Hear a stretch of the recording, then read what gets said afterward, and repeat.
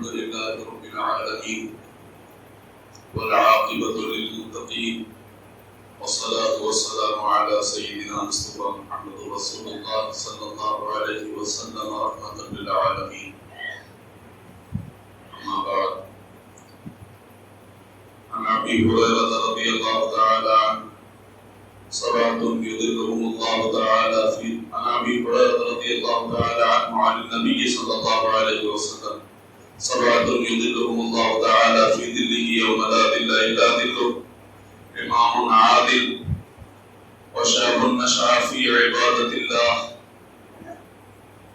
ورجل قلبه معلق في المساجد، ورجلان تحابا في الله اجتمعا عليه وتفرقا إليه، ورجل دعته امرأة ذات منصب وجمال فقال إني أخاف الله، ورجل تصدق بصدقة فأخفاها حتى لا تعلم شماله ما تنفق يمينه، ورجل ذكر الله خاليا ففاضت عيناه، أو كما قال عليه الصلاة والسلام.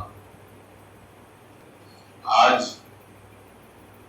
ارادہ کچھ اور تھا، کسی اور مضمون کو چھیڑنے کا، لیکن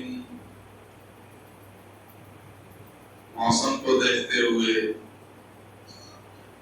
گرمی کی حرارت کو دیکھتے ہوئے اور یہ دھوپ اور چھاؤں کو دیکھتے ہوئے آج دل چاہا کہ کچھ ایسی بات رکھیں جس سے اس دھوپ سے یہاں تو بڑا فائدہ، چلو دھوپ ہے باہر نکلنا، لیکن گھروں کے اندر ایئر کنڈیشن لگائے ہوئے، کولر لگائے ہوئے، جس کے گھر میں کچھ نہیں، پنکھا تو لگا ہوا ہے، چھت ہے، سایہ ہے، پنکھے کے نیچے برداشت کر لے رہا. لیکن فرمایا کہ حشر کے دن وہاں تو نہ کوئی اے سی ہوگا، نہ کوئی کولر ہوگا، نہ کوئی پنکھا ہوگا. واویلا اور نفسا نفسی کا عالم مچا ہوگا. تو حضور نے فرمایا کہ 7 لوگ ایسے ہیں، 7 اشخاص ایسے ہیں، 7 قسمیں ایسی ہیں لوگوں کی جن کو اللہ اپنے عرش کا ٹھنڈا سایہ عطا فرمائے. لیکن حدیث فرمائے کہ سبعۃ یظلهم اللہ تعالی فی ظلہ یوم لا ظل الا ظلہ. تو اس سے ایک جماعت اللہ والوں کی، علماء کی اس طرف گئی کہ سایہ سے مراد سایہ لطف و کرم ہوگا، سایہ لطف و کرم ہوگا. لیکن شارحین کی ایک بہت بڑی جماعت اس طرف گئی کہ نہیں، اس سایہ سے جو اللہ کا سایہ کہہ رہے ہیں حدیث مبارک میں کہ اللہ اپنے سایہ میں رکھے، تو اللہ کے سایہ سے مراد یہ ہے کہ شارحین کی ایک بڑی جماعت کا کہنا ہے کہ اللہ کے عرش کا ٹھنڈا سایہ ہو، اللہ کے عرش کا ٹھنڈا سایہ ہو. فرمایا کہ وہ دن اتنا بھیانک ہوگا، سورج دیر ہاتھ سب کے اوپر ہوگا. آج سورج کا رخ الٹا ہے، آج سورج کا رخ الٹا ہے، تب جا کے ایسا ہوتا ہے کہ 45 46 47 ڈگری آتی ہے اور حالت خراب ہو جاتی ہے، کھوپڑی خراب ہونے لگتی ہے، سر گرم ہونے لگتا ہے، انسان کی طبیعت بگڑنے لگتی ہے. فرمایا اس دن سورج سیدھے رخ ہو جائے گا، سیدھے رخ ہو کے، آج رخ الٹا ہے تو عالم یہ ہے، اس دن سیدھا رخ ہوگا، ایک ہاتھ اوپر آپ کے ہوگا. فرماتے تھے کہ کھوپڑیوں میں، کیتلی میں جیسے انڈا گل کھولتا ہے، ویسے تمہارے سروں میں تمہارے بھیجے کھوپڑیوں میں کھولیں گے. ایسی حالت ہو جائے گی انسان. اس دن باپ بھائی کو، باپ بیٹے کو نہیں پہچانے گا، شوہر بیوی کو نہیں پہچانے گی، ماں بیٹے کو نہیں پہچانے گا. سب نفسا نفسی کے عالم میں برے انداز میں سب بھاگ رہے ہوں گے، جیسے افراتفری، تماشا مچاؤ. فرمایا کہ جب سورج ایک ہاتھ ہوگا، اچھا زمین کے اندر، آج جو ہم جس زمین پہ رہ رہے ہیں، زمین کے اندر قوت جاذبہ ہے، یہ ہر چیز کو جذب کرتی ہے. بارش ہو رہی ہے، پانی کو جذب کر جا رہی ہے، گرمی بہت زیادہ پڑی، زمین کو بھی جذب کرتی ہے، زمین کو جذب کر کے اندر لیتی ہے. لیکن فرمایا اس دن زمین تانبے کی ہو جائے گی، زمین تابع کی ہو جائے گی، اوپر سے ادھر کرنی پڑے گی، ادھر سے ریفلیکٹ کر کے مارے گی اوپر واپس. اللہ اپنی پناہ میں لے، اللہ کی عبادت فرمائے، اللہ اپنے ذاتی پر رضا مندوں والوں میں شمار فرمائے. فرمایا کہ ایسا بھیانک دن ہوگا کہ اس دن جو جگری دوست ہوں گے ایک دوسرے کو نہیں پہچانیں گے، سب کی حالت خراب ہو. شوہر بیوی کو نہیں پہچانے گی، بیوی شوہر کو نہیں پہچانے گا، بھائی بھائی کو نہیں پہچانے، سب کی حالت خراب. تو اس دن سے کہنے کا مطلب یہ کہ آج تو اے سی اور کولر اور پنکھے سب کچھ ہیں، چھت موجود ہے، اس دن کو نہ کوئی اے سی ہوگی، نہ کولر ہوگا، نہ چھت ہوگا. پھر کیسے بچو گے اس سے؟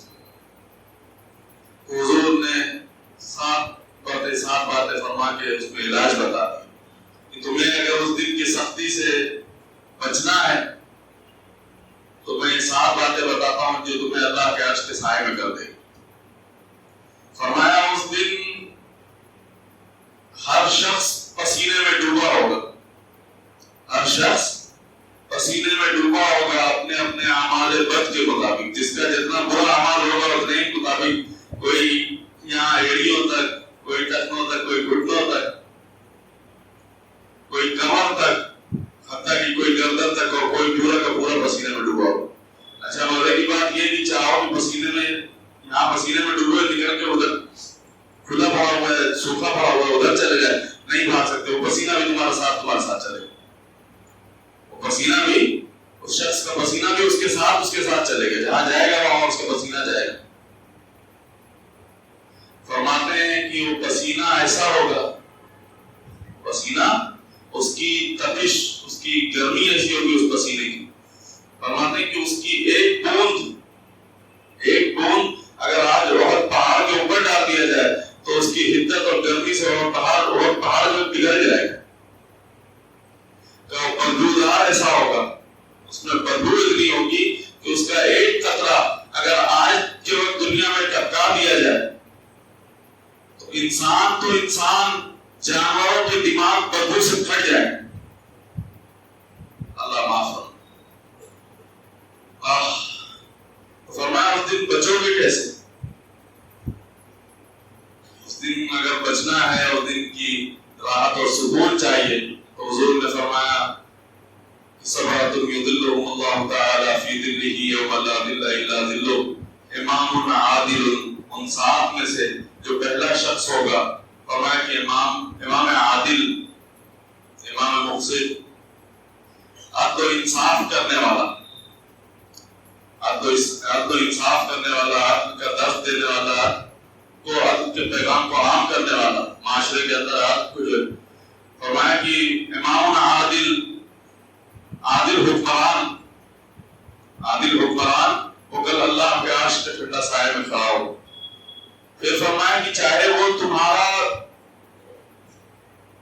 اپنے گھر پہ ہو، صرف یہاں سے عادل، امام عادل تو ہے، لیکن بعد اللہ نے فرماتے کہ یہ ہر ایک کے لیے جو کوئی انصاف کرتا ہے، چاہے تمہارا اپنا پڑوسی کیوں نہ ہو، اس کے ساتھ انصاف کا معاملہ کرو.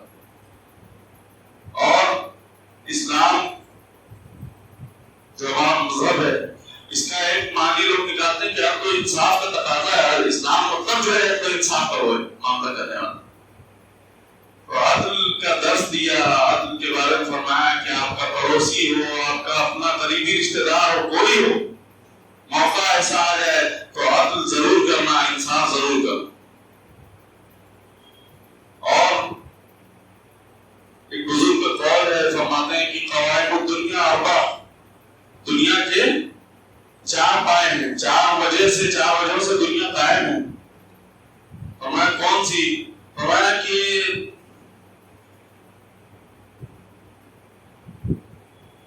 وہ بعلم العلماء، علماء کے علم سے، وبدعاء الفقراء، وبسخاوة الاغنیاء، اور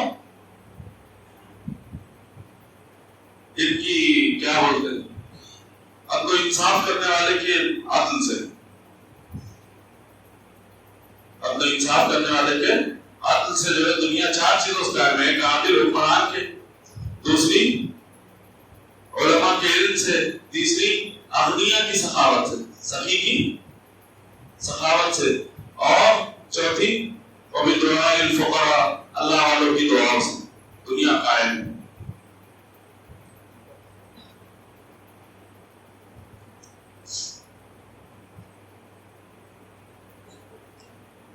مطلب چار چیزیں ہیں،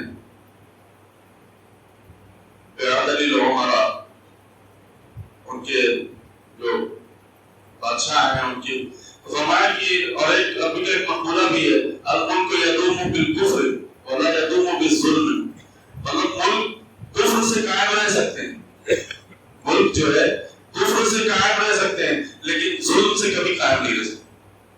آپ کسی شہر، کسی بستی، کسی محلے، کسی ملک میں یا کسی گھر میں تم کہیں بھی دیکھ لو کہ اگر کسی شہر کے اندر کفر ہے تو ٹھیک ہے، یا کسی شہر کے اندر، کسی بستی کے اندر کفر ہے تو اس سے قائم تو رہتا ہے، لیکن جہاں ظلم ہونا شروع ہو جاتا ہے وہ شہر، وہ بستی، وہ تمام ملک جو ہے اجڑ جاتا ہے۔ وہ شاید آپ کا کسی کا گھر کیوں نہ ہو، وہ گھر کے اندر بھی اگر ظلم ہونا شروع ہو جاتا ہے گھر اجڑ جاتا ہے، چاہے کسی کا۔ تو فرمایا کہ عدل و انصاف کریے، کہیں موقع آ جاتا ہے، اور عدل کرنے والا اللہ کے عرش کے سائے میں کر کھڑا ہوگا۔ اور فرمایا کہ اگر واقعی تمہارا جو بادشاہ ہے وہ عادل ہے تو اس کے حق میں اللہ سے دعا کرنی چاہیے، اس کی لمبی عمر کے لیے دعا کرنی چاہیے۔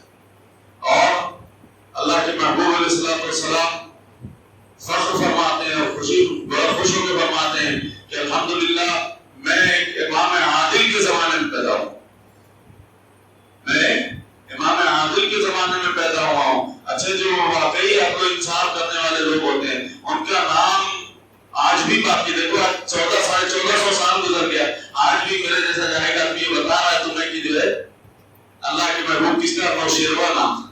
نوشیروان کو لوگ آج بھی جانتے ہیں، جو پڑھتے لکھتے ہیں لوگ نوشیروان کے بارے میں جانتے ہیں۔ حضور فرماتے ہیں کہ میں ایک امام عادل کے زمانے میں پیدا ہوں، آج نام باقی ہے نا، کس وجہ سے باقی؟ اس نے اپنا اس کا عدل و انصاف باقی۔ اور جو ظالم ہوتا ہے، فرمایا جو عادل بادشاہ ہے وہ اللہ کا خلیفہ، جو عدل و انصاف کرنے والا ہے وہ اللہ کا خلیفہ ہے، جو ظلم کرنے والا ہے وہ شیطان کا خلیفہ۔ عدل کرنے والے، انصاف کرنے والے، چاہے آپ کا اس میں نقصان کیوں نہ ہو لیکن ہمیشہ عدل کرنا، عدل کرو گے انشاءاللہ جب اللہ کے عرش کے سائے تلے جگہ پاؤ۔ فرمایا کہ عادل حکمران اللہ کے عرش کا سایہ پائے گا، اور اللہ کا مطلب وہ یوں کہہ لو کہ تمہارے اوپر پاؤں کے اوپر کھانا چھایا ہے، اور اگر آپ میں سے کوئی اپنے محلے والوں کے اندر یا اپنے پڑوسی یا اپنے عزیز و اقارب میں عدل و انصاف کرتے ہیں تو آپ بہت اچھے جانے جاتے ہو، یہ حقیقت ہے بہت بڑی۔ بہرحال خیر، فرمایا کہ جنہوں نے عدل کیا ان کے نام آج بھی باقی ہیں۔ محمود غزنوی نام سنے ہوں گے، بڑے بادشاہ تھے، آج بھی ان کا نام لیا جا رہا ہے۔ کیوں لیا جا رہا ہے؟ وہ لوگ عادل لوگ تھے، عدل و انصاف کرنے والے لوگ، عدل دنیا میں باقی ہے، آج بھی نقش چھوڑ کے گئے۔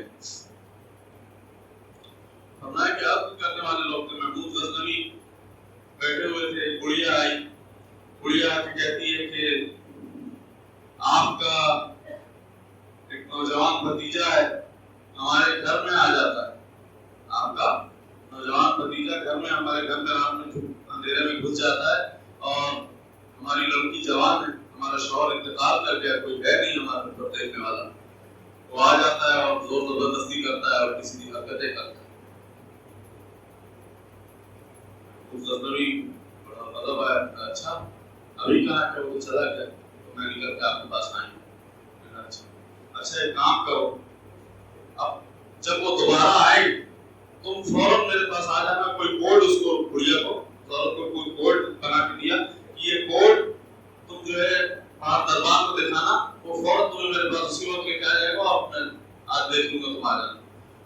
خیر دو روز گزرا، تیسرے روز رات کا وقت تھا، محمود غزنوی بیٹھے ہوئے تھے، تو پھر گڑیا چلی جائے، بادشاہ سلامت آپ کے بھتیجا پھر ہمارے گھر میں گھسا ہوا، کہنا چلو تلوار لی اور چل لی۔ گئے اور جانے کے بعد فرمایا کہ پہلے تم اندر چلی جاؤ، تم اندر چلی جاؤ اور جو چراغ جل رہا ہے اس کو جو ہے بند کرو، چراغ بند کرو. ٹھیک، وہ گئی اندر، اور جانے کے بعد اور اندھیرا کر دیا. پیچھے سے یہ اندر داخل، جب ان کی نظر اس لڑکے پہ، نوجوان پہ پڑی، تلوار نکالی اور ماری اس کی گردن، مار دیا. اسی وقت فیصلہ ختم. پھر فرماتے ہیں کہ چراغ روشن کر دو. چراغ جیسے ہی روشن کیا تو آپ نے الحمدللہ، چراغ روشن ہوا تو آپ نے الحمدللہ کہا. پھر اس کے بعد فرمایا کہ ذرا ایک گلاس پانی ملے گا کیا؟ کہتے جی پانی بھی. اب جانے لگے تو بڑھیا نے کہا کہ بات سمجھ میں نہیں آئی. آپ جب گھر میں داخل ہوئے تو آپ نے کہا چراغ گل کر دو. پھر جب آپ کام ہو گیا آپ کا تو آپ نے کہا کہ اب چراغ جو ہے، آپ نے پھر چراغ روشن کرایا. اچھا، چراغ روشن کرانے کے بعد آپ نے الحمدللہ بھی کہا،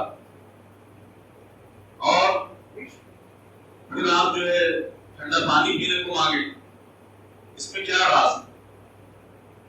بڑے لوگ ان کی ہر ادا میں راز ہوتا ہے، کچھ خاصیت ہوتی ہے. فرمایا کہ اس میں کیا راز ہے؟ پوچھا کہ خیر بڑھیا، راز کو راز رہنے دو، ضرورت نہیں جاننے. ضد کری انہوں نے کہ اچھا میں نے چراغ اس وجہ سے گل کرایا تھا، بتی بند کرائی تھی کہ تم نے کہا کہ میرا نوجوان بھتیجا گھر میں گھس جاتا ہے، تو اپنے نوجوان بھتیجے کو قتل کرنا کوئی معمولی بات تو نہیں ہے. بھائی کا چہرہ میری نظر کے سامنے آ جاتا، میں اسے کیسے ماروں؟ تو میں نے اس عقل کے تقاضے کو پورا کرنے کے لیے میں نے چراغ کو گل کرا دی کہ نہ میں اسے دیکھوں گا، نہ میرے اندر کوئی رحم آئے گا، اور میں جو ہے عقل کے تقاضے کو پورا کر دوں گا اور اس کو کر دوں گا گناہگار تو گناہگار. لیکن جب میں نے چراغ جلوایا تو الحمدللہ اس لیے کہا کہ میں نے دیکھا کہ وہ میرا بھتیجا نہیں، میں نے دیکھا کہ وہ میرا بھتیجا نہیں تھا، اور وہ کوئی اور شخص ہے جو ہمارا صرف نام استعمال کر رہا تھا. تمہیں ڈرانے اور دھمکانے کے لیے ہمارا نام استعمال کر رہا تھا کہ ہم فلاں کے بادشاہ کے بھتیجے ہیں، یہ ہمارا بھتیجا ہے. الحمدللہ اس پہ کہا. کہہ رہے کہ اچھا آپ نے پانی کیوں پیا؟ آپ نے پانی کیوں پیا؟ فرمایا کہ میں یہ راز رہنے تو بڑی ایسے مت جان. کہہ رہے کہ نہیں بتانا پڑے گا.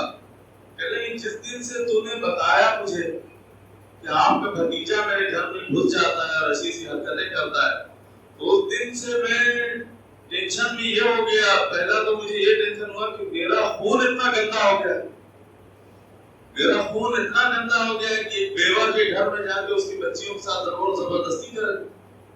اور اس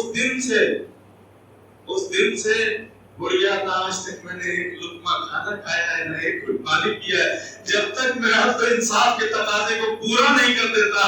میں نے قسم کھائی تھی کہ نہ میں پانی پیوں گا نہ میں کچھ کھاؤں گا، تو اب میں نے حد کو پورا کر لیا ہے، انصاف کے تقاضے کو پورا کر دیا ہے. اب کیا 2 گھٹ بھی پانی تیرے گھر میں میرا حق نہیں بنتا ہے؟ تو یہ وہ لوگ تھے جو عدل و انصاف کے تقاضے کو ایسے پورا کرتے تھے. آج بھی اللہ نے ان کے نام کو باقی رکھا ہے. آج بھی اس مجلس کے اندر ان کا ذکر ہو رہا ہے تو ان کے عدل و انصاف کی بنسبت ہو. تو فرمایا کہ عدل کریے، عدل کرنے والا کل اللہ کے عرش کے سائے میں جگہ پائے. دوسری بات، وَشَابٌ نَشَأَ فِي عِبَادَةِ اللَّهِ، وہ جوانوں غور سے سنو، جوان وہ جو جوانی میں اللہ کی عبادت کرتا. وَشَابٌ نَشَأَ فِي عِبَادَةِ اللَّهِ، وہ جوان جو جوانی میں اللہ کی عبادت کرتا، وہ کل اللہ کے عرش کے سائے تلے کھڑا ہوگا. جوانی کسی مستی کسی آوارگی کا نام نہیں. جوانی سڑکوں پہ اور چوکوں پہ اور پہلے ٹولوں میں کھڑے ہونے کا نام نہیں.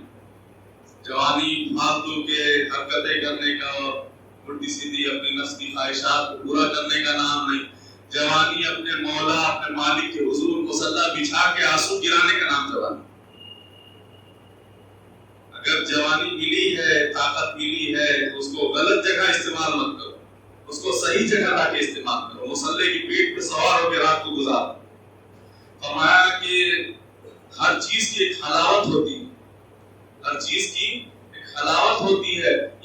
بھی ایک حلاوت ہے، ایمان کی بھی حلاوت ہوتی ہے. اور فرمایا کہ حدیث روایت میں ہے کہ جس نے رات مصلی پہ نہیں گزاری اور دن روزے سے نہیں گزارا وہ ایمان کی حلاوت نہیں پا سکتا. جس نے اگر رات مصلی پہ نہیں گزاری ہو اور دن روزے سے نہیں گزارا ہو، اسی کو حضور فرماتے ہیں قوموا لیلھا وصوموا نہارھا، دن کو روزہ رکھو اور رات کو عبادت کرو. فرمایا کہ جس نے رات مصلی پہ نہیں گزاری اور دن روزے سے نہیں گزارا ہو وہ ایمان کی حلاوت نہیں پایا. تو فرمایا کہ جوانی کسی مستی کا نام نہیں. اور ایک روایت میں فرماتے ہیں کہ الشاب الطائب حبیب اللہ، جو جوان جوانی میں اللہ سے توبہ کرتا ہے، جوان جوانی میں اللہ سے توبہ کرتا ہے وہ اللہ کا محبوب ہوتا ہے، وہ اللہ کا محبوب ہوتا ہے. اور ایک روایت میں فرمایا کہ 1000 بوڑھوں کی توبہ سے ایک جوان کی توبہ اللہ کو زیادہ محبوب ہے. بے شک بوڑھوں کی توبہ بھی محبوب ہے، پسند ہے، وہ بھی کسی زمانے میں جوان رہے ہوں گے، ہو سکتا ہے جوانی میں توبہ کیا ہو، برا نہیں ماننا بوڑھے لوگ جوانوں کے. لیکن فرمایا کہ جو جوان جوانی میں توبہ کرتا ہے وہ اللہ کا محبوب ہوا کرتا ہے. وہ بڑھاپے میں بھی عبادت بہت بڑا اجر ہے کہ ہڈیاں کمزور ہو گئی، اس کے باوجود اپنے رب کے حضور کھڑے، اس کے باوجود اپنے رب کے حکم کو بجا لا رہے ہیں، بہت بڑی سعادت.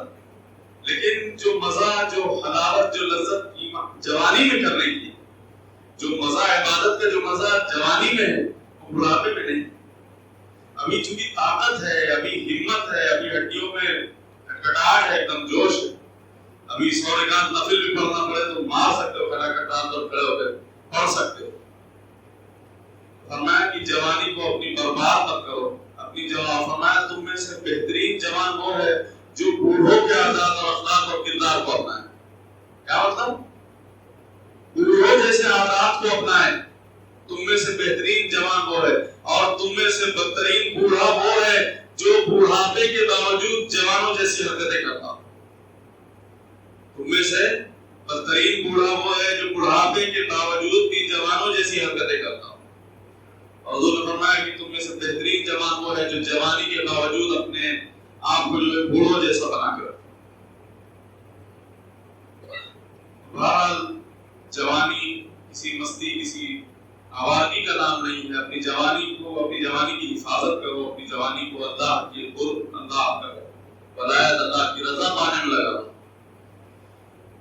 وشاب النشا فی عبادت اللہ، اللہ کی عبادت میں جو جوان جوانی میں اللہ کی عبادت کرتا ہے. اچھا، عبادت کا مفہوم بہت وسیع ہے، بہت بڑا.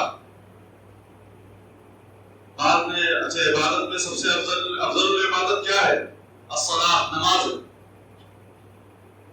بعد نے کہا کہ نماز پڑھنا عبادت، بعد نے کہا کچھ کرنا عبادت.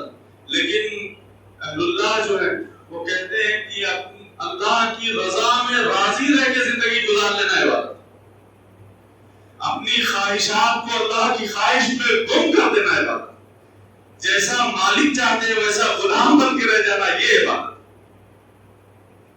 اہل اللہ کا یہ نظریہ ہے. جیسا اللہ چاہتے تو اس میں سب کچھ آ جاتا ہے. پھر نماز بھی آ جاتی ہے، روزہ بھی آ جاتا ہے، زکات بھی آ جاتی ہے. فرمایا کہ جس طریقے سے ایمان کی ایک حلاوت ہے اسی طریقے سے اعمال کی بھی ایک حلاوت، اعمال کی بھی ایک حلاوت، ایک مٹھاس ہے، ایک لذت. نماز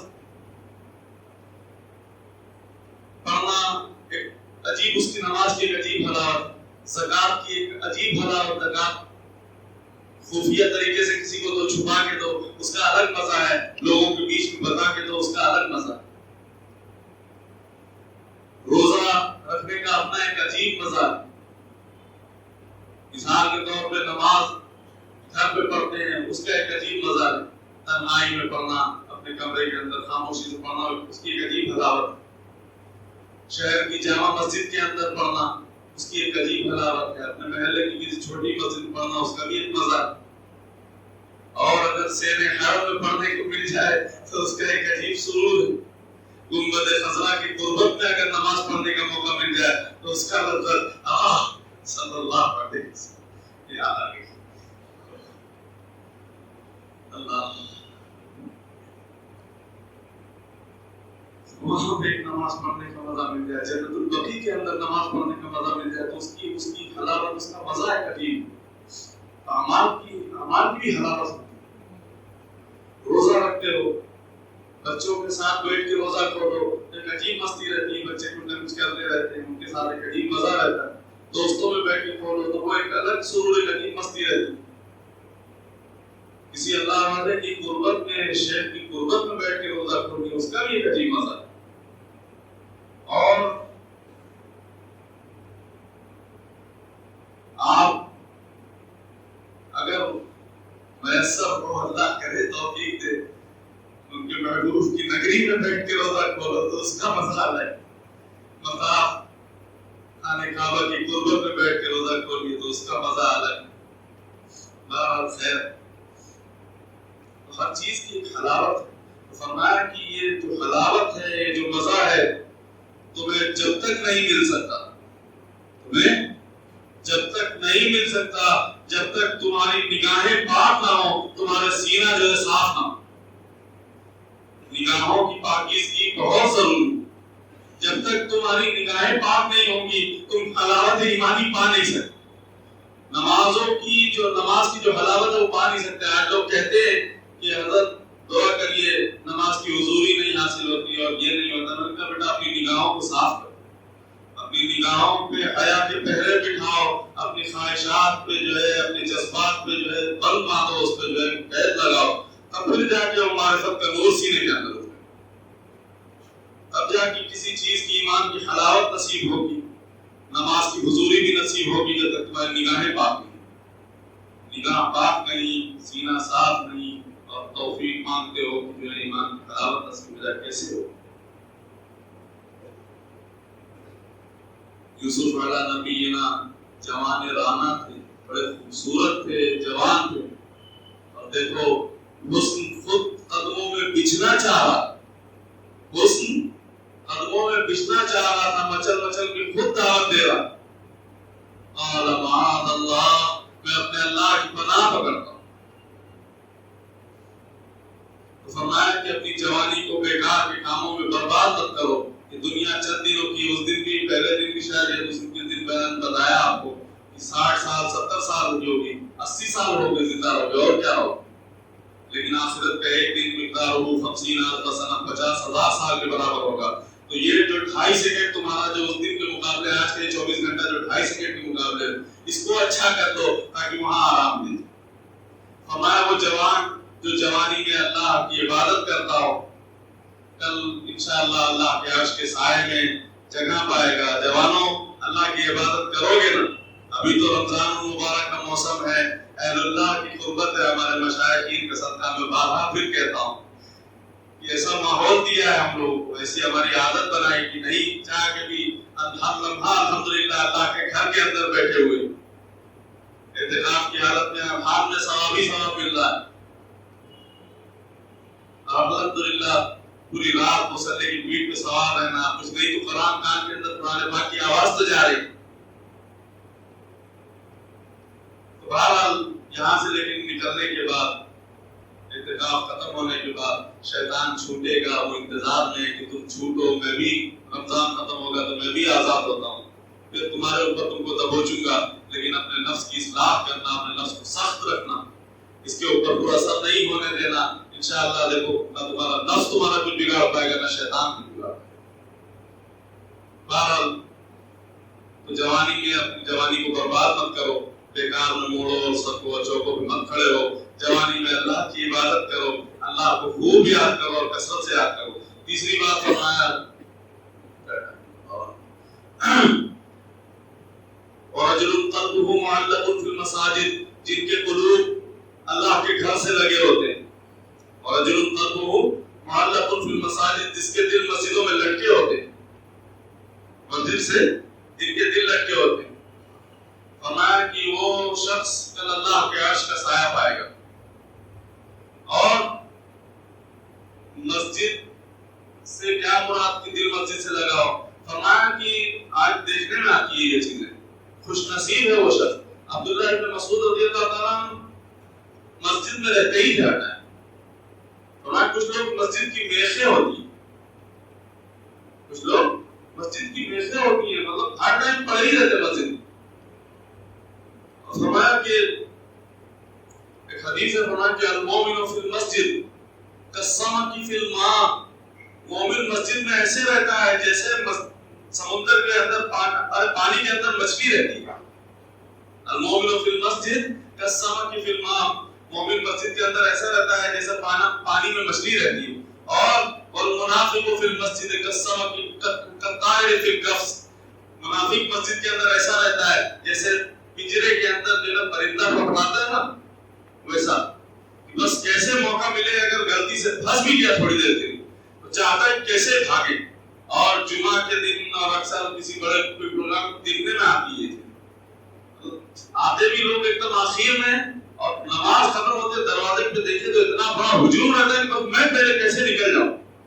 تو مثال دی جا رہی ہے یہاں کہ المومن فی المسجد کالسمک فی الماء، مومن مسجد کے اندر ایسے رہتا ہے جیسے پانی کے اندر مچھلی رہتی ہو. اور منافق فی المسجد کالطائر فی القفص، منافق مسجد کے اندر ایسا ہوتا ہے جیسے پرندہ جو ہے پنجرے کے اندر پھنس گیا اور مر رہا. تو فرمایا جس کا دل مسجد سے وابستہ ہوتا ہے، جس کا دل مسجد سے لگا ہوتا ہے، اس کے بارے میں فرماتے ہیں کہ اس کو کل اللہ کے عرش کے سائے میں جگہ عطا فرمائیں. ایک روایت میں کہیں ہے، فرمایا کہ ایک شخص نماز پڑھ کے بیٹھ گیا اور اگلی نماز کے انتظار میں بیٹھ گیا. غالباً عصر پڑھا، عصر کے بعد 1.25 گھنٹہ 1.5 گھنٹہ رہتا ہے. انہوں نے کہا کہ اب عصر کے بعد مغرب میں 1.5 گھنٹہ ہے، تو اللہ کے گھر میں بیٹھ جاؤں، یہاں بیٹھ کے کچھ عبادت کچھ کام کروں. اور اسی لیے فرماتے ہیں کہ بازاروں میں دیر سے جاؤ جلدی آؤ، مسجد میں جلدی جاؤ اور دیر سے آؤ. لیکن آج ہم نے اپنا وظیفہ الٹا بنا لیا، اپنا درد جو ہے الٹا بنا لیا. ہم مسجد میں دیر سے آتے ہیں، جلدی بھاگتے ہیں، اور بازاروں میں دیر سے جلدی جاتے ہیں اور 5 گھنٹہ لگا کے تب آتے ہیں. الٹا کر لیا، ایسا نہیں کرنا. جتنی ضرورت کی ہے بازار میں جائیے، کام کریے، نکلیے وہاں سے. فرمایا کہ وہ شخص بیٹھ گیا مسجد میں نماز کے انتظار میں، تو اللہ تبارک تعالیٰ فرشتوں سے پوچھتے ہیں کیا بات ہے، کیوں بیٹھا ہے، یہ کیوں بیٹھا ہے؟ فرمایا اللہ یہ اگلے نماز کے انتظار میں بیٹھا ہے. میرا اللہ معاف کرے، میں نہیں کہہ رہا، لیکن کبھی کبھی ایسا خیال آتا ہے کہ اللہ تعالیٰ چھیڑتے ہو کہ تم کہتے تھے کہ یہ پورے دن فساد کرے گی، آج دیکھ رہا تھا میرا بندہ میرے انتظار میں بیٹھا ہے، میری نماز کے لیے بیٹھا ہے، میری ملاقات کے لیے ابھی بیٹھا ہوا ہے. حدیث کے الفاظ ہیں کہ فرشتوں تم گواہ رہنا، میں نے اس کی مغفرت کر دی. کتنا وقت گیا تمہارا؟ مختصر 1 گھنٹہ 1.5 گھنٹہ. ہوا کیا؟ مغفرت مل گئی. میرے آقا کریم صلی اللہ علیہ وسلم کا وعدہ ہے، یہ حضور کی زبان ہے، حضور کا قول ہے، انشاءاللہ حق ہے، یہ یقین ہے ہمارا. بہرحال خیر، تو جس کا دل مسجدوں سے لٹکا ہوتا ہے، مسجد کی صفائی ستھرائی، مسجد کے انتظام میں گڑیا کی مسجد نبوی کی صفائی کرتی تھی. بوڑھی عورت تھی، مسجد نبوی کی صفائی کرتی تو اس کا انتقال ہو گیا. تو صحابہ نے حضور سے نہیں بتایا، کچھ دن گزرے تو حضور کی نظر نہیں پڑی. حضور نے پوچھا وہ عورت کہاں ہے، وہ خاتون کہاں ہے جو آپ کے جو ہمارے جھاڑو لگاتی تھی؟ حضور کو تو انتقال ہو گیا. حضور کے چہرہ بالکل کیوں اس کا انتقال ہو گیا؟ کب؟ کہ کچھ دن پہلے ہوا. حضور آپ کار نبوت میں اتنا مصروف تھے کہ آپ کو ہم نہیں بتا سکے. ہم نے اس کا غسل کر کے ہم نے اس کا جنازہ پڑھ دیا، اس کو تدفین کر دیا. اور تم نے مجھے نہیں بتایا. چلو کہاں ہے اس کی مزار؟ اس کے بعد اس کی مزار پر حضور کے جا کے وہاں پر اس کے لیے دعا کریں. اور فرمایا کہ جو اللہ کے گھر کی صفائی ستھرائی کرتا ہو وہ معمولی ہے. تم نے اس عورت کو معمولی سمجھا. جو اللہ کے گھر کی صفائی کرتا ہے اللہ اس کے قلوب کی صفائی کر دیتا. تم نے اسے معمولی عورت سمجھا ہوا. ارے وہ بڑی سعادت مند خاتون تھی، اسے اللہ نے اتنی بڑی سعادت دی تھی کہ اس کو اپنے گھر کی صفائی کرنے کا موقع دیا. تو مسجد، اچھا یہ بھی بڑی اچھی بات ہے، بہت بڑی بات ہے. حدیث ہے کہ من بنا للہ مسجدا بنى الله له بیتا فی الجنہ. اللہ فرماتے ہیں کہ جس نے دنیا میں میرے لیے مسجد بنایا اس کے لیے میں جنت میں ایک گھر تیار کروں گا. لیکن مسجد بنا دینا یہ بہت بڑی سعادت ہے، لیکن مسجد بنا دینا یہیں تک باقی نہیں رہتا. اس کی مسجد بنا کے ہم چلے تو گئے، لیکن مسجد کی آبادی بہت بڑی چیز ہے. مسجد کی آبادی کا بھی تو انتظام کرو, لوگ وہ تو صحیح, لوگ آئیں تو صحیح, وہ بھی تو دعوت ہو. کسی نے بڑا خوب کہا ہے کہ مسجد تو بنا دی شب بھر میں ایمان کی حرارت والوں نے. مسجد تو بنا دی شب بھر میں ایمان کی حرارت والوں نے. من اپنا پرانا پاپی تھا برسوں میں نمازی بن نہ سکے. فرمایا کہ مسجدوں کی زینت اس کی سفیدی, اس کی پتائی اور رنگت اور فانوس سے نہیں ہے. مسجد کی زینت مصلیوں سے ہے, ان کی نمازیوں سے. مسجد جب بھری ہوتی ہے تو خوبصورت دکھتی ہے, خالی مسجد اچھی نہیں دکھتی. بھلے تم کتنا روگن لگا دو, اس کے اوپر فانوس لگا دو طرح طرح کے. فرمایا کہ مسجدوں کی آبادی کا بھی کام کریے اور مسجد میں جایا کرو. آپ تمام لوگوں سے میں کہتا ہوں, بابا صاحب رحمۃ اللہ علیہ بڑا زور دیتے تھے, جہاں آپ کی خانقاہوں میں آپ کے وظائف پڑھ لیجیے, لیکن کوشش یہ کرا کرو خیر الاماکن, دنیا میں سب سے اچھی کوئی جگہ جو کوئی گھر ہے تو وہ بیت اللہ ہے یا فی المساجد اللہ کے گھر. تو مسجدوں میں کوشش کریں جایا کریں. ہاں جہاں فتنہ ہوتا ہو, جہاں فتنے کا اندیشہ ہو, وہاں سے کریں, پھر چاہے وہ مسجد کیوں نہ.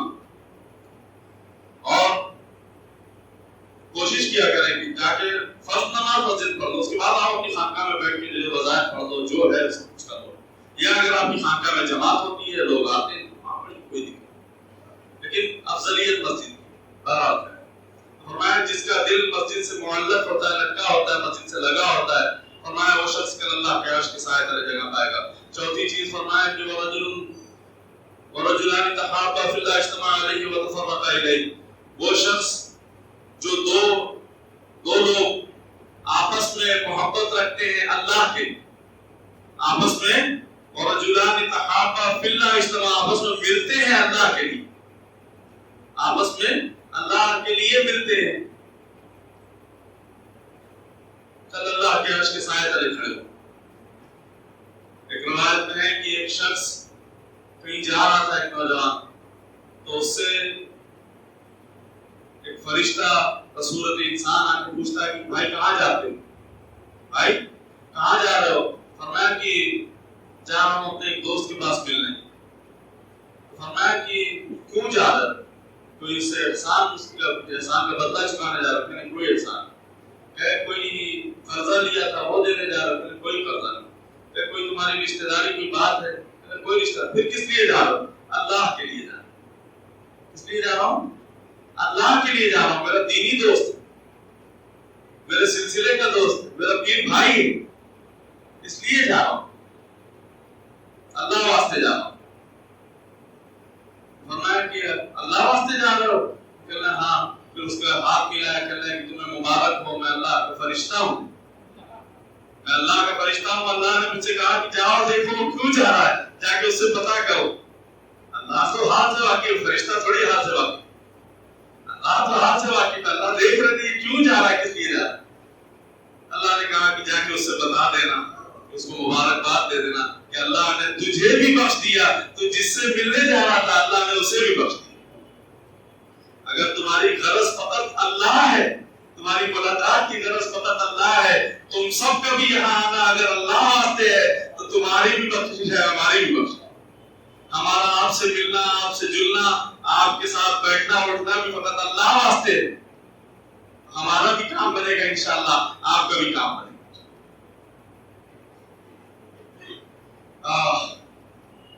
امید ہے کہ انشاءاللہ اللہ ہم سب کو اپنے عرش کے ٹھنڈے سائے میں ٹھکاتا. فرمایا کہ جو لوگ آپس میں اللہ کے لیے ملتے ہیں, جو لوگ آپس میں اللہ کے لیے ملتے ہیں, خوش نصیب ہے وہ لوگ, کہ اللہ کے عرش کے سائے تلے جگہ پائیں گے. بہرحال یہ ایک بڑی سعادت ہے. پانچویں بات فرمایا کہ وَرَجُلٌ دَعَتْهُ امْرَأَةٌ ذَاتُ مَنْصَبٍ وَجَمَالٍ فَقَالَ إِنِّي أَخَافُ اللَّهَ.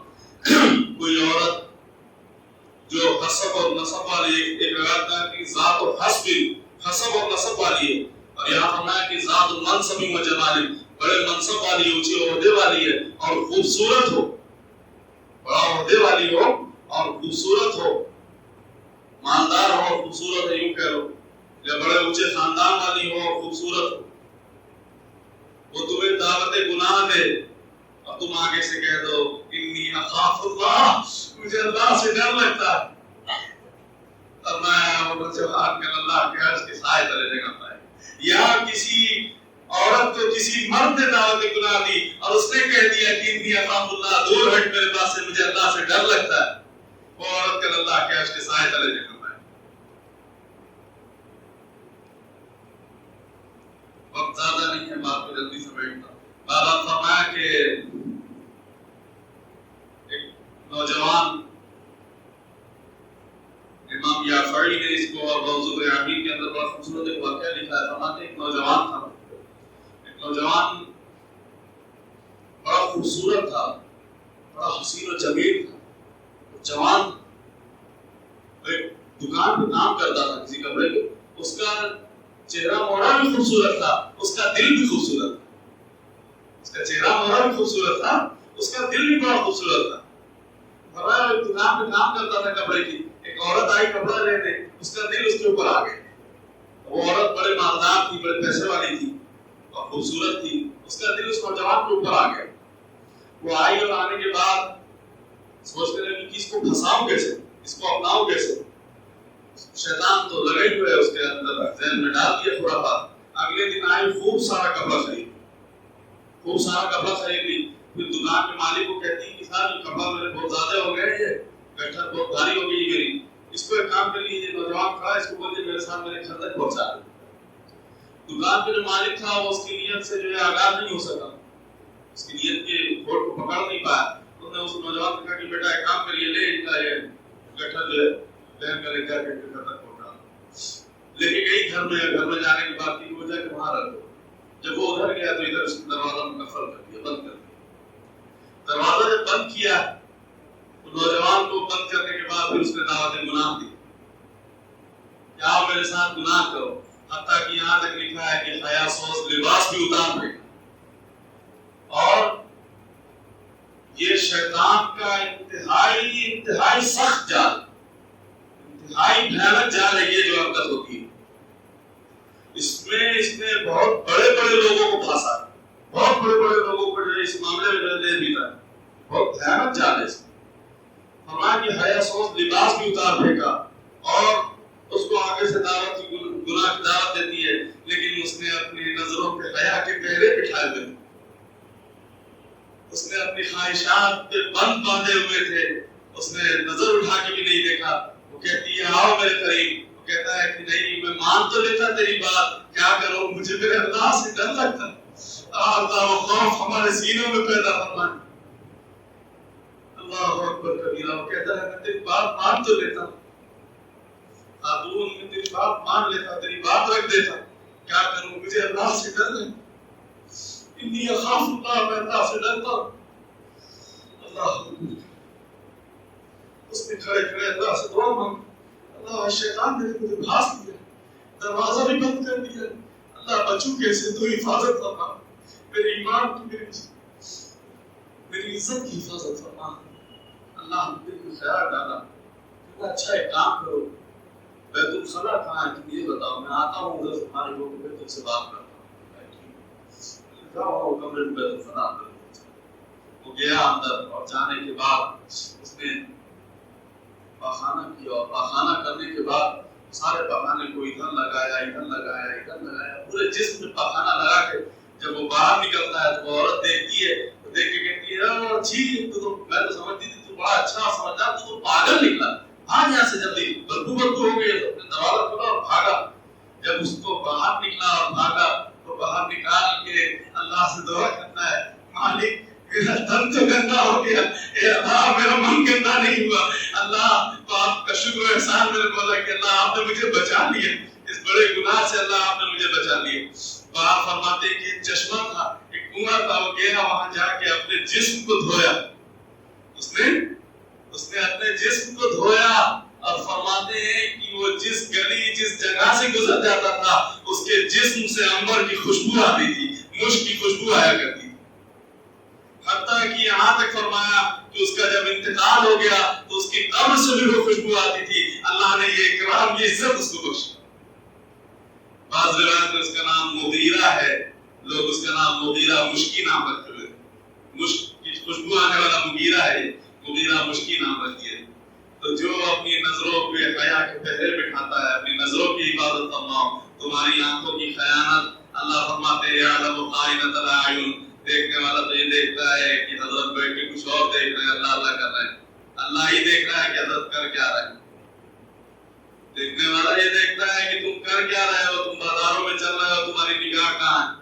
دیکھنے والے کی نظر بچاؤ، اگر بغل والے کی نگاہ کو بچاتے ہو، تم کنکھی بھی اٹھا کے کہیں دیکھتے ہو، تمہارا اللہ وہ دیکھ رہا ہے، تمہاری آنکھ الخیام کو دیکھ رہا ہے. یہ مت سمجھنا کہ اللہ غافل ہے. لوگ غافل ہو سکتے ہیں، اللہ غافل نہیں. اللہ تمہاری ہر ایک حرکت کو دیکھ رہا ہے. اپنی نظروں پہ حیا کے پہرے بٹھاؤ، اپنی خواہشات کو اللہ کی خواہش میں تبدیل کر دو. جو اللہ کی خواہش ہو اس کو اپنی خواہش بنا لو. دیکھو پھر مزہ دنیا میں رہنے کا کیا مزہ ہوتا ہے. بہرحال خیر، فرمایا کہ پانچواں شخص وہ کہ جس کو کوئی عورت دعوت گناہ دے اور وہ یہ کہہ دے انی اخاف اللہ، مجھے اللہ سے خوف آتا ہے. اور ہمارے علماء کا اس پہ بہت مضبوط یقین ہے کہ اللہ کے محبوب کا قول ہے کہ اگر واقعی تم گناہوں سے اس طریقے سے بچ گئے اور تمہیں موقع دیا تم جنتی ہو. جس کو اللہ اپنے عرش کے سائے تلے جگہ عطا کریں گے، ظاہر سی بات ہے اس کو جنت تو بھیجیں گے، وہ جنت کا مسافر ہے. بہرحال اور کھولو اس چیز کو، لیکن وقت کم ہے.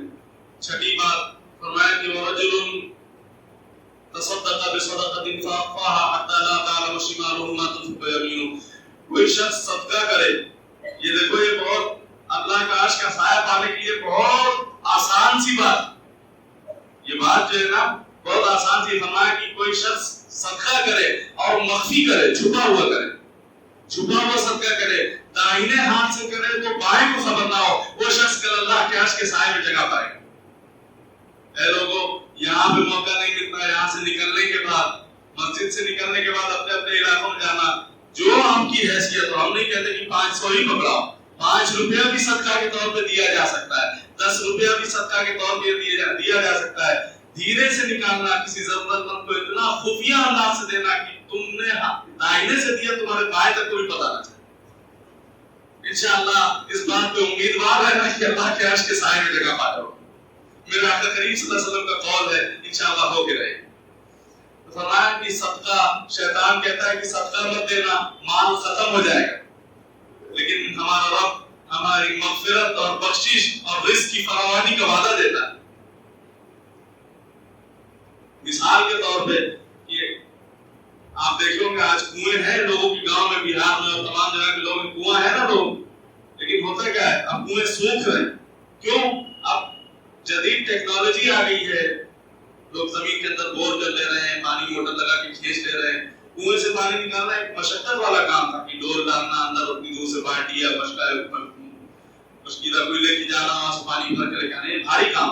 آج آسانیاں ہو گئی تو اب لوگ کنویں سے پانی نہیں نکال رہے. تو جب کنویں نے اپنا فیض باہر دینا بند کر دیا، کنویں نے اپنا فیض باہر دینا بند کر دیا، اللہ نے بھی اس کو نیچے سے جو ہے پانی دینا بند کر دیا. تو یہی مثال ہے کہ تم اپنا مال اللہ کی راہ میں صدقہ کرتے رہو گے، اللہ ادھر سے تم کو دیتے رہیں گے. تم نے اگر اپنے مال کو صدقہ کرنا روک دیا، دینا روک دیا، ادھر اللہ بھی روک دے. نہیں سمجھ میں ایک اور مثال دوں. بھٹا ہوتا ہے اور بالی بھی بولتے ہیں، بولتے ایک دانہ ہو کتنا نکلتا ہے؟ ہزاروں نکلتا ہے، سینکڑوں نکلتا ہے. فرمایا تم بولتے ایک ہو، ہم دیتے اتنا ہے، تو پھر ہماری راہ میں صدقہ دینے میں کیوں کنجوسی کرتے؟ شیطان کی کیوں مانتے کہ صدقہ دو گے تو مال کم ہو جائے گا؟ اللہ کہتا ہے نہیں، ہم مغفرت بھی کر دیں گے صدقہ دو گے تو، ہم تمہارے مال کو بھی بڑھا دیں گے، ہم اپنی رحمت بھی دیں گے. یہ یقین ہمارے بڑوں کا ہوتا تھا. رابعہ بصری سلام اللہ علیہا بڑی سخیہ تھی، ان کے دروازے، ان کے ڈیرے جو ہے لوگ آیا کرتے تھے، اور جو آتا تھا وہ ان کی عادت تھی کچھ کھلا کے بھیجتی تھی. ایک دن 6-8 لوگ آ گئے اماں کے گھر پہ، آئے بیٹھے تو خادمہ باورچی خانے میں گئی تو دیکھتی ہے کہ اماں جی ایک ہی روٹی بچی ہے، اماں جی ایک ہی روٹی بچی ہے. کیا کہتی ہے معلوم؟ ایک کام کرو، اس کو بھی اٹھاؤ، اللہ کی راہ میں صدقہ کرو، اس کو اٹھاؤ اللہ کی راہ میں صدقہ کر دو. کیوں یہ واقعہ بتا رہا ہوں؟ دیکھو یہ یقین کیسا ہوتا ہے، اللہ والوں کا یقین، اور وہ یقین واقعی اگر اپنے اندر بنا لو تو ویسا عمل بھی تمہارے ساتھ بھی ہوگا. فرمایا کہ ایک روٹی عقل کہتی ہے کہ اس ایک روٹی کو بچا لو اور 4-5 کا انتظام کرو، مہمانوں کو کھلاؤ. لیکن عشق دیکھو، یقین دیکھو، توکل دیکھو اللہ پہ کتنا بڑا ہے. فرماتی اس ایک کو بھی اللہ کے راہ میں صدقہ کر دو. کہتے ٹھیک کر دیا میں. تھوڑی دیر ہوئی، دروازے پہ دستک ہوئی. من علی الباب، کون ہے دروازے پہ؟ فلاں بادشاہ کا غلام ہوں، آپ کے لیے کھانا بھیجا ہے. اچھا، خادمہ کہیں وصول کر کے لے کے آئے. کپڑا ہٹایا تو دیکھا کہ سالن وغیرہ ہے اور 5 روٹیاں. کہتی یہ کھانا ہمارا نہیں، اس کو لے کے آؤ، اس کو دے دو. کہ میں کسی اور کے گھر بھیجا ہوگا، تمہارے بادشاہ نے غلطی سے نہ آ گیا، واپس بھیج دیا. تھوڑی دیر بعد پھر دروازے میں کسی نے دستک دی. من دخل باب، کس نے دروازہ کھٹکھٹایا. فلاں بادشاہ کا فرشتہ غلام ہوں، آپ کے لیے کھانا لے کے آیا. اندر لائے، کھولا، دیکھا تو 7 روٹیاں اور کچھ سالن ہے، کچھ ہے. فرمایا نہیں لے کر واپس کر دو، غلطی سے ہمارے گھر آ گئے، یہ کسی اور کے گھر لے جانا. خادمہ کہہ رہی اماں جی 7 روٹی 5-6 مہمان ہو جاتا ہے، کیا کیوں واپس کر؟ جتنا کہا اتنا کرو، لے جا کے تو ہمارا نہیں ہے، کسی اور. تھوڑی دیر پھر دروازے پہ دستک ہوئی. من علی الباب، کون ہے دروازے پہ؟ فلاں بادشاہ کا خادم کا غلام ہوں اور میرے بادشاہ نے آپ کے لیے کھانا بھیجا ہے، اور رابعہ بصری کو میرا سلام بھی کہنا. رابعہ کو میرا سلام کہنا اور یہ کھانا اس کو دے کر آنا. جب کھانا اندر منگایا، کپڑا ہٹایا تو دیکھا کہ 10 روٹیاں اس کے اندر موجود تھی اور جتنا امید کی تھی اس سے زیادہ موجود تھا. فرمایا یہ لے جاؤ، مہمانوں کو کھلا دو. خادمہ پوچھتی ہے بی بی راز کیا ہے، راز تو بتا دو. پہلے والا 5 لے کے آیا، تم نے کہا نہیں لیتی، میرا نہیں کسی اور کا ہے. 7 لے کے آیا، تم نے کہا میرا نہیں کسی اور کا ہے. یہ آیا تو اس نے تو باقاعدہ نام لے کے تم کو دیا. میں نے کہا ہاں. جب 5 آئی تو میں نے مولا سے کہا تھا کہ مولا تو نے تو کہا ہے کہ میری راہ میں 1 دو گے، میں 10 دوں گا. اللہ یہ میں نے 1 دیا، یہ 5 آئی ہے، اللہ 5 میں وصول نہیں کروں گی. پھر 7 آئی، میں نے پھر کہا ہے اللہ میں 7 بھی نہیں، جب تک 10 پوری نہیں کرتا تیری بندی تیری غلام لیتی نہیں. اتنا کہنا تھا کہ اللہ نے کھانا بھیج دیا، میں نے 1 دیا تھا، دیکھو 10 آئے. یہ یقین ہے. یہ دیکھ، یہ یقین ہمارے صالحین، ہمارے اکابرین کے سینوں کے اندر موجود ہے. یہ یقین ہے اللہ کے محبوب کے طور پہ، یہ اللہ کے وعدے پہ یقین. تم 1 دو، ہم 10 دیں گے. تو ایک اس نیت سے صدقہ کرو کہ 1 دوں گا تو اللہ 10 دے گا، دیکھو ملتا ہے کہ نہیں. یقین پیدا کرو. بہرحال 7ویں بات، آخری بات،